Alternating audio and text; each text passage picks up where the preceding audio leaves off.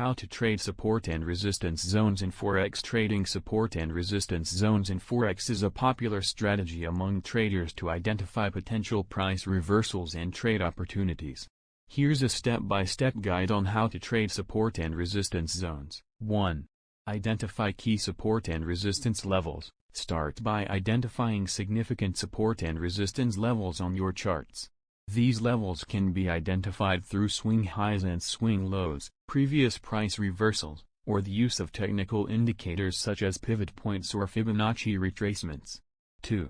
Draw the zones. Once you identify the support and resistance levels, mark them on your charts.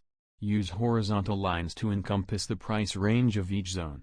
The support zone is drawn at or below the current price level, while the resistance zone is drawn at or above it. 3. Validate the zones. To increase the reliability of your support and resistance zones, look for multiple instances where price has reacted strongly at those levels.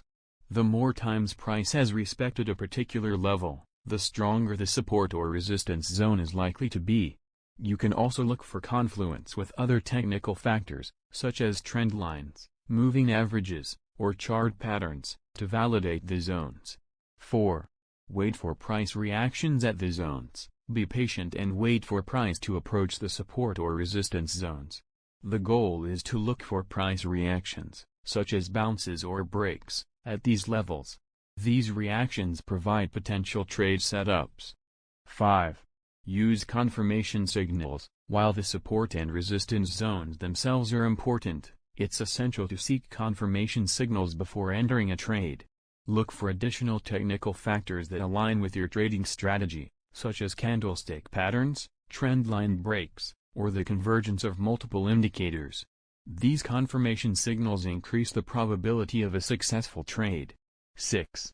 Determine entry, stop loss, and take profit levels. Once you have identified a valid support or resistance zone and received confirmation signals, determine your entry point. You can enter the trade at the zone itself or wait for a specific pattern or signal to form within the zone. Set your stop-loss order just beyond the zone to limit potential losses if the zone is breached. Calculate your take-profit target based on the distance between the entry point and the next significant support or resistance level. Ensure that your risk-to-reward ratio is favorable for each trade. 7.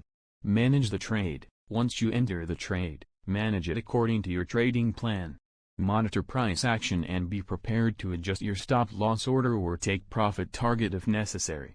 Consider using trailing stop-loss orders to protect profits as the trade moves in your favor. 8. Continually monitor and adjust. Support and resistance levels are not static, they can evolve and change over time. Continually monitor your charts and adjust your support and resistance zones as new price action unfolds. This ensures that you are working with the most relevant levels for your trading decisions. Remember, support and resistance trading is a widely used strategy, but it's important to practice and gain experience in identifying and trading these zones effectively. Additionally, consider combining support and resistance analysis with other technical indicators, chart patterns, or fundamental analysis for a more comprehensive trading approach. For more details, watch my other videos. Subscribe, ask a question in the comments, or contact me via email. See you soon.